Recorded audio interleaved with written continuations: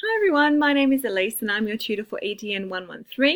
I'm just wanting to say a quick hello for our first week. I'm currently in my classroom, so if you can see me, hi. The classroom is in the background. So welcome to a Year 4 classroom. It's complete chaos at the moment, so I do apologise for the mess. So you are in Living and Learning with Technology, Session 1. Now, you would hopefully have listened to the lecture, become involved in that, and met virtually through a virtual world, Natasha, who is the unit coordinator. She's lovely. We are going to go through, normally I am an internal tutor, so doing things externally for me is a little bit different. So you and I are going to be learning together, and we're going to have to negotiate to see what's going to work for you and what's not going to work for you. Currently you should have received an email from me, and also check the LMS for our discussion forum. And on there I have included an Edmodo link and code for you to go and join our Edmodo page, because that's what we're going to be having a look at for this first session. And you should have also hopefully gone onto a website called Flipgrid to upload a little short video for me so that I can see who you are and get to know a little bit about you. And then you can all go in there also and check out your fellow classmates. So welcome to the unit. Our aims for this unit, we are looking at the social uses of technology, also a bit of learning and research using technology, so that's through the activities that we do, your assignments, and also the pedagogical use of technology. There was a heavier focus on the pedagogy side of things last year and in previous years, but not so much of it this year, but it's certainly good to know, handy to know for you for when you get out into the teaching world. Now, our aim, our unit objective, I suppose, if I just pull up I do have some slides that I should have put up before. The program that I'm currently using is Screencast-O-Matic. It is fabulous. Here we go, a bit of information there for you. So Screencast-O-Matic, so you can see me. You can take your video off. You don't actually have to have your face on there. You can just have a look at the screen so you guys can see what I'm seeing at the moment. So our unit objectives. So we've got cyber safety, of course, which is very important. So demonstrating the safe, responsible and ethical use of the internet. As a teacher, it's very important to have that understanding, quite a strong understanding. You will be using a range of ICT tools. When I refer to ICT, I'm referring to information communication technologies. So if you are someone who maybe hasn't had a lot of exposure with ICT before, we will step through it slowly and we'll do our very best to accommodate and help you if you get a little bit stuck. So try not to stress too much. It's a lovely unit, I promise. We're going to be using a range of ICT tools and using them confidently. Might take a little bit of practice, especially not being in a classroom with me. We're going to have to do it externally, so it's going to be a bit more onus on you to be able to go and research and have a bit of a play with the technologies. Trust me, all the things that we're going to be using will be very helpful for the classroom. They're things that I use with my classroom most days, and I think you will impress your mentor teachers when you go out and use them in the classroom with them. So we're going to be using and accessing various web-based resources. We will be collaboratively planning and individually planning, creating, organising and publishing information-rich and authentic learning tasks. When I refer to an authentic learning task, I want it to be able to be used authentically in the classroom. So none of this, I'll just give them, this to tide them over for 5 minutes. It actually has to be teaching with a purpose, with a meaning.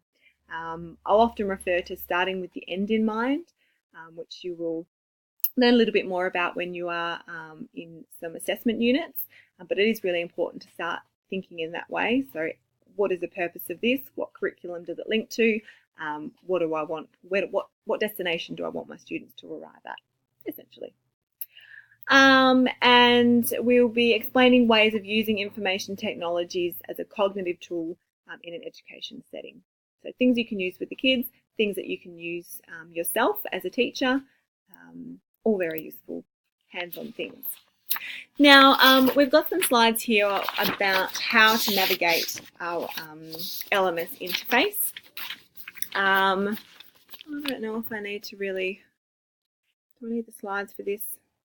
Oh, there we go. It's got some fancy little circles that is popping up. All right, so you've got here the green circle over this way here is our dashboard. So it's just bringing up all the bits and pieces that you need to know. So we're looking at session 1, which is the 25th to the 29th of February. All the information that you need about us, so your unit staff and emails, all the way down here. I'm all the way down here. They've got Elise Gillespie on there. They've changed it to Elise Wilson. I'm just trying to be tricky. When I teach, I use my maiden name, so I'm Elise Wilson, and I've decided to keep that for Murdoch Uni as well. Gillespie is my married name. Everyone knows me as Wilson. I did my study as a Wilson, so I'm going to do that. So I'm Elise Wilson for the purpose of these, for teaching in whatever manner that looks like. The next thing is the general information, so your announcements, the unit guide, which is a very important document for you to be able to refer back to, and the unit readings are all located in an easy to find location up in the corner over here. And then we have managed to hopefully make it quite user-friendly for you. So the unit information and session 1 is where we're looking today. So if you are currently on the LMS, you can have a bit of a follow along with me, I suppose. So the unit information, you can read through all that stuff yourself. There are various session requirements, so please make sure you read things effectively.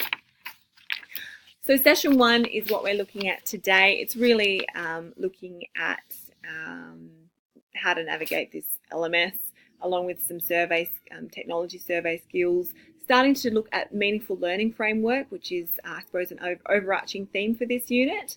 And I'm going to be breaking you up into groups shortly and giving you something to have a bit of a look at. So we'll talk about that in just a minute. We've got our class discussion forum. You just have to scroll down and try and find my name. So it'll be Elise Wilson, just like it is for Natasha Rapper here. You'll see my face and my name here.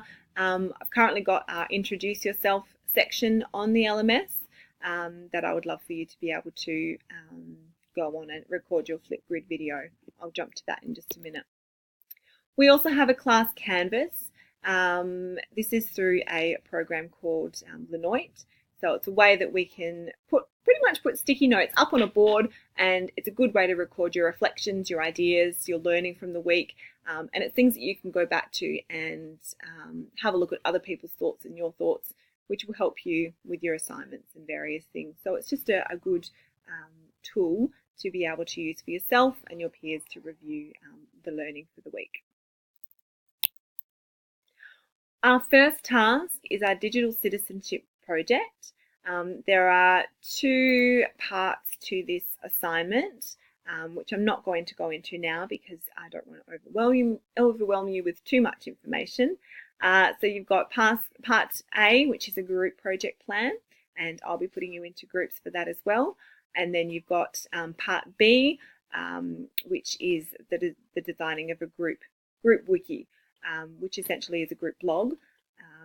You'll have an individual page on there and an individual example end product. Again, don't stress too much. It'll all make sense very soon once we do explain it and go into it a little bit further.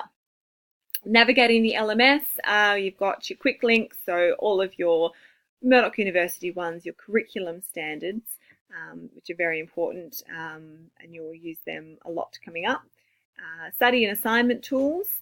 If you struggle a little bit with your spelling, grammar, punctuation, those sorts of things, Grammarly is fantastic and it's free for Murdoch University students. So I would highly recommend you using that because I may be a bit of a spelling and grammar Nazi. So please make sure you do double check all those little details. It's very important. And then, of course, you're referencing as well in APA style, which you'll probably use for most of a university career. So it's really great to get into the habit now of learning how to do it properly. Teaching resources as well towards the bottom of the page, so you'll hopefully familiarise yourself with them as we go through our time together. So where are we currently? So we're having a bit of an introduction today and your overview of ICT in education and meaningful learning. Our session focus, so what is technology? What technology skills do I already have and value? Why are they important to me? What technology skills would I like to learn and why? So there's going to be a survey that I will put the link up for if it hasn't already been emailed to you from Natasha.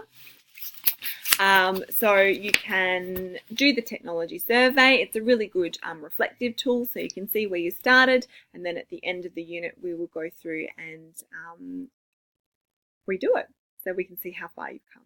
Okay, so that's a nice tool for us to be able to use.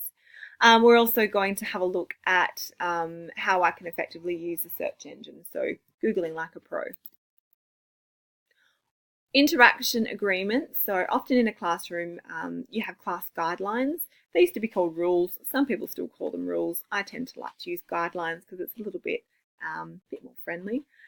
So for us, we'd like to encourage everyone to listen attentively. More difficult for us in a virtual situation, but if you can obviously be reading and responding in an appropriate manner, that would be fabulous. No put downs, mutual respect, and the right to pass. So things you can keep in mind. Now I'm going to skip over this one because I think it's one that we can look at later on. I'd prefer us to start with our technology survey skills. So it's a survey that's going to answer the following questions. So what technology skills do I already have and value, and why are they important to me? And what technology skills would I like to learn and why?